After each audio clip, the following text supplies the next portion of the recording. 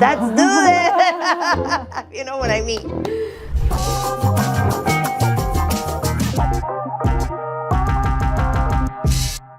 Hi there, empowered ladies. Welcome back to another episode of Mari.Trilogy. First and foremost, I'd like to thank Eastridge Senior Living Community for allowing us to be here today and use their space for our podcast.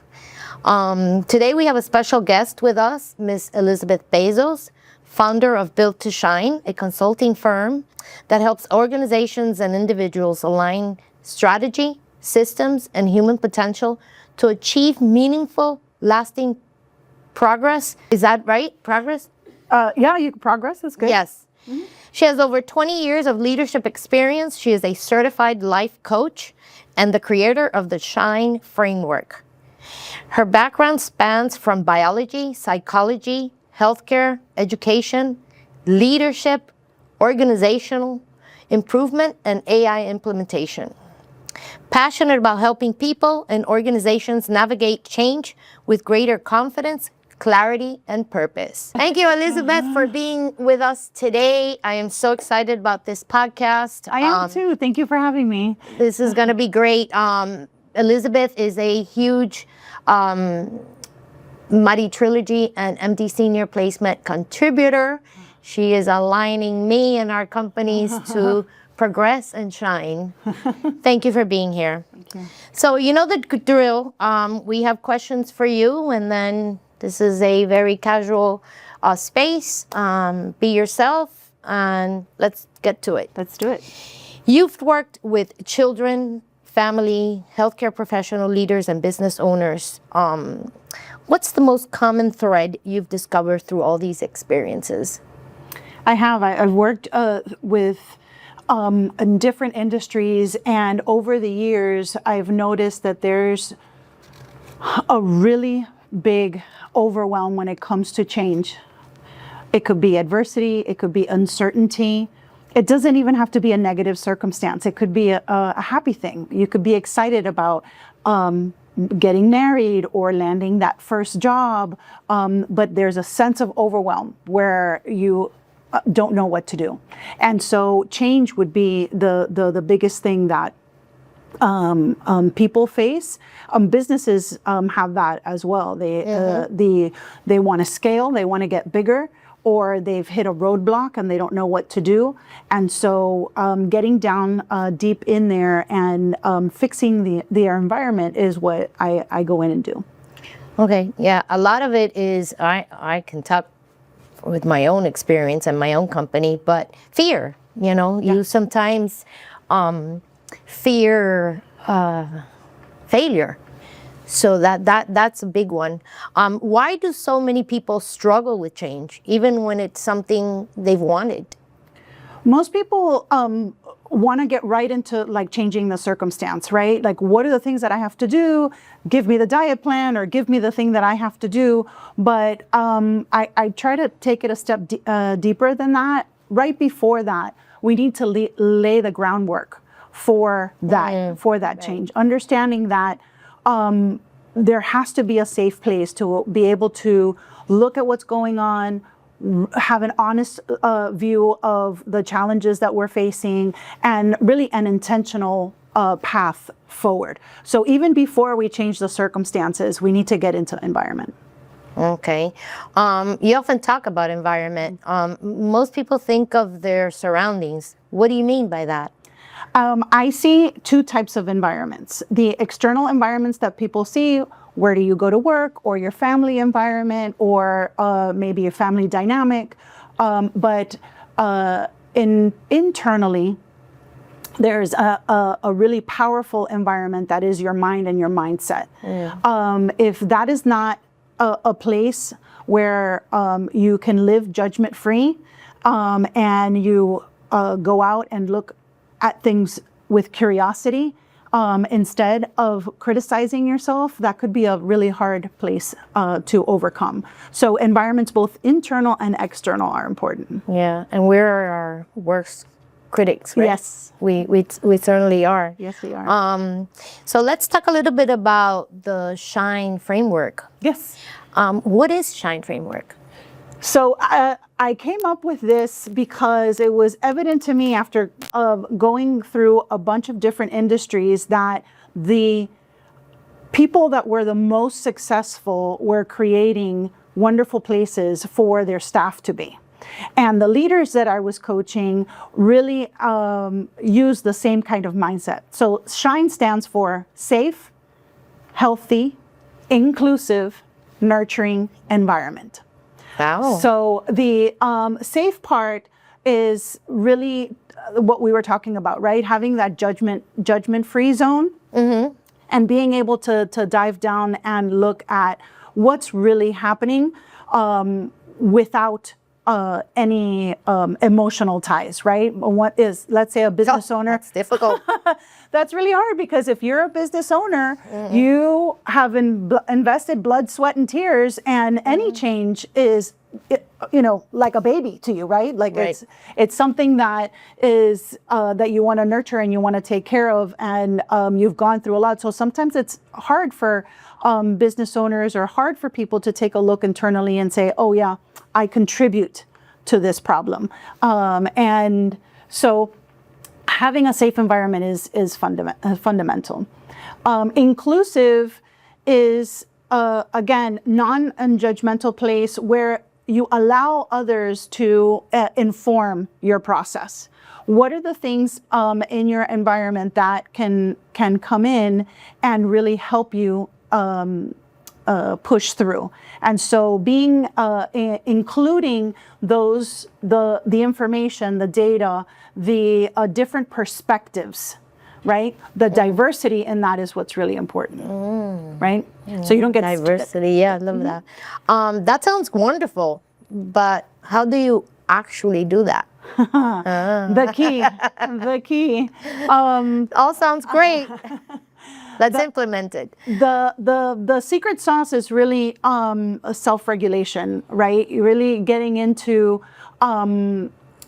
understanding where you're at, where you are coming from, to really approach the problem in a very scientific manner, if you will. My background is science, so I'm always coming into it like, okay, let's take a look, let's observe what's happening. And so we regulate and say, okay, I'm okay, we are safe, we're gonna take a look at this, we can do it, and we can move forward. We take a look and recognize that there is a problem. Sometimes people have a hard, have a hard and a difficult way of recognizing that to notice what's happening, to notice and identify the triggers of what might be going on. Is there something that's always pushing us to this overwhelm? And really think about what is the process. So we reflect. Reflecting is really important because you have to take a step back and say, I want to do this with intention. We're not going to go knee-jerk reaction, I'm going to fix it, or I'm going to do it myself, which a lot of small business owners do, right? Forget it. I'm going to do it myself. I'm not going to count on anybody, but there's no way that you can scale to that if you're always doing that. Right? You have to learn how to delegate, and in delegation, you need to kind of really ponder about how those people are going to carry those things out. So reflecting is really important, and then you respond. The response part is very intentional. You pick up all of the different indicators. How are we going to measure our success? How are we going to really know that we've reached our goal? And how am I going to set up my environment to make that successful, right? We're going to set ourselves up for success. Okay? So regulate, recognize, reflect, and respond. Yeah, and sometimes it's true what you said, delegation is very important, especially when you're a small business owner and you want to do everything by yourself. You need that one person to come in and tell you to your face. Right. It's not working. You need, yes. And that's personal experience, what you've done with MD. Yeah. Senior, and actually Mari.Trilogy more than anything. But it's been great. Even with like AI implementation, that's a big trigger for a lot of small businesses, right? They might be afraid of it. They don't know the security safeguards around it. Right? Right? Or even they don't even know where to start, right? How do it's the mentality usually is all or nothing, right? I'm either fully automated or I'm not. And it doesn't have to be that way. It's just about looking for resources that can really automate some pieces of what you do so that you are allowed space to really grow your business. So, again, delegating, and this time you would be delegating to an agent or delegating to a automated task, or even kind of a strategist that can help you. You can go in there and say, okay, tell me about my unperceived risks in this, and really have a conversation, and it can clarify your way of thinking and the approach that you have, right? It's part of that reflect piece where you want to go ahead and be very intentional about what you're doing. So conquering that overwhelm is really, really important. Yeah. Yes, it is. Wow, thank you for that. That was pretty amazing. Let's move a little bit into personal and organizational growth. Yes. Okay, if you don't mind.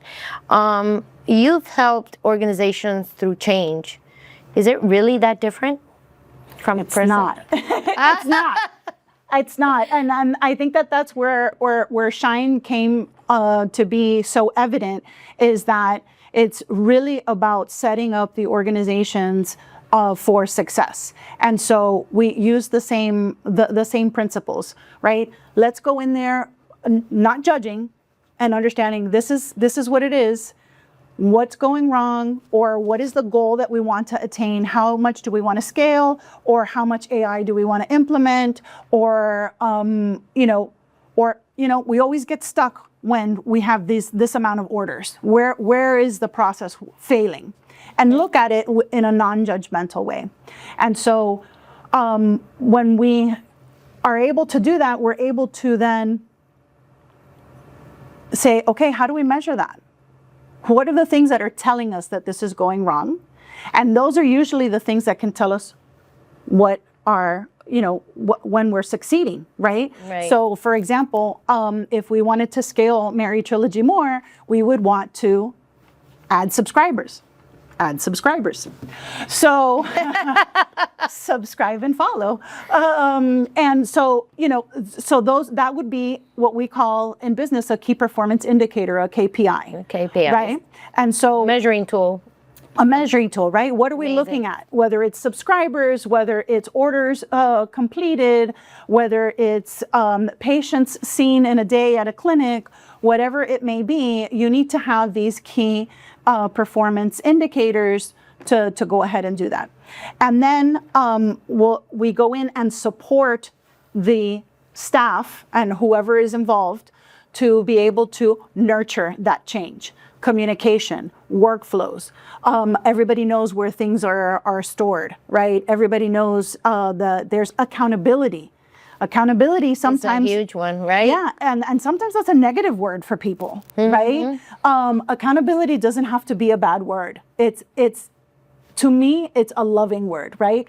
I care about your success so much that I'm going to make sure that when I'm going to celebrate your successes, but I'm going to say, hey, Mari, we gotta come back to this, because our KPIs are telling us that we're off. We have to come back. It's not working. It's not working, right? And so that's for business, and for personal, it's kind of the same thing, right?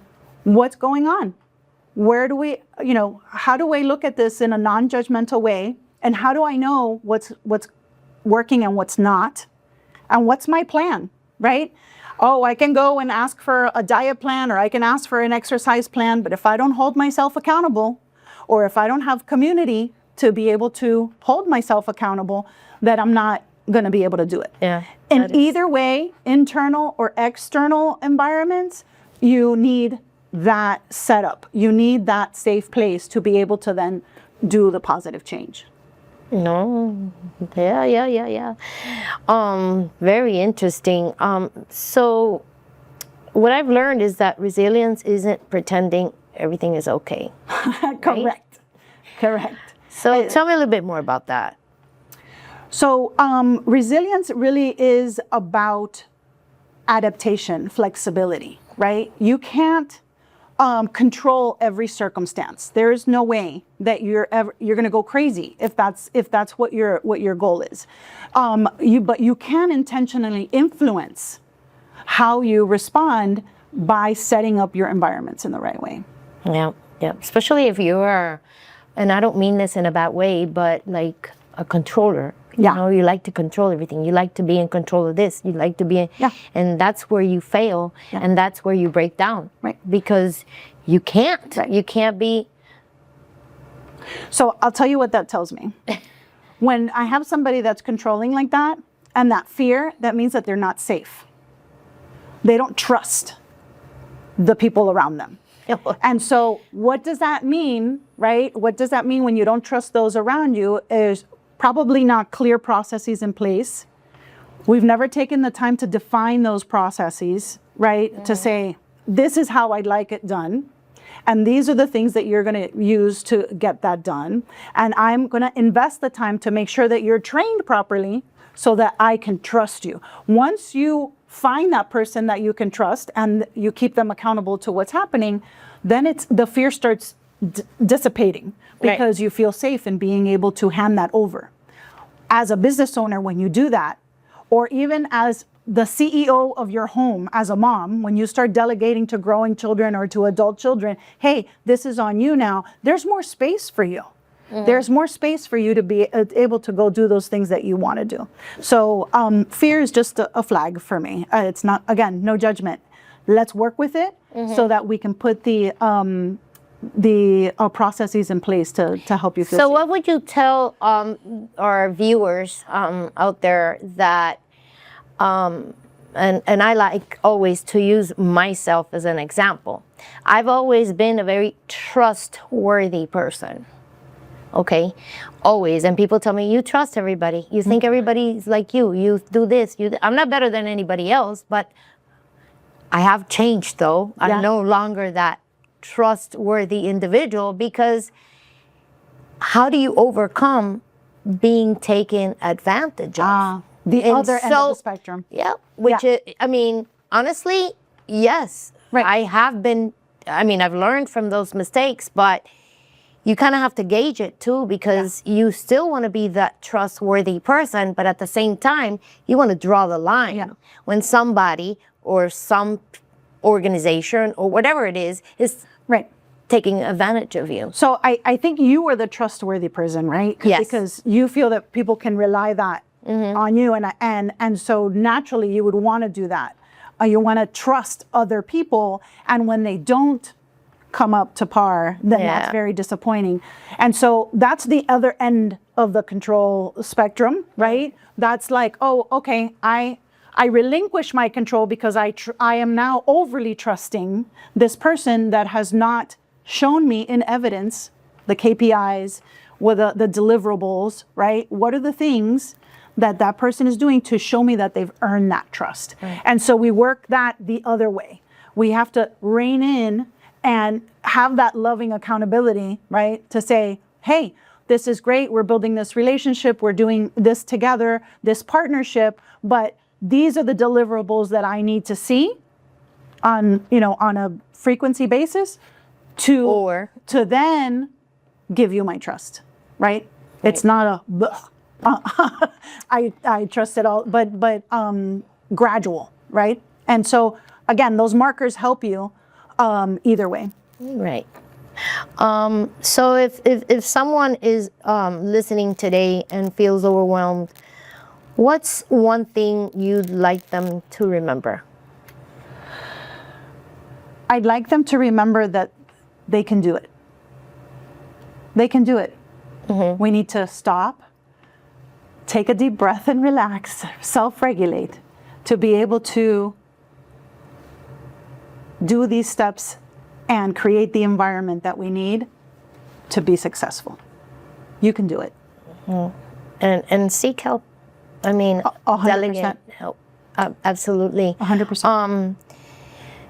So this has been very educational and informative. Before we go, what's one question you encourage everyone listening to ask themselves today? I want them to think about what kind of environment, whether internal or external, am I creating to lead to success? Wow. Thank you so much, Ellie. You have been wonderful. I learn every day something new from you, and I appreciate you being in my life and being here today with Mari.Trilogy. This podcast has been brought to you by MD Senior Placement Solutions, your one-stop shop for senior care. Thank you.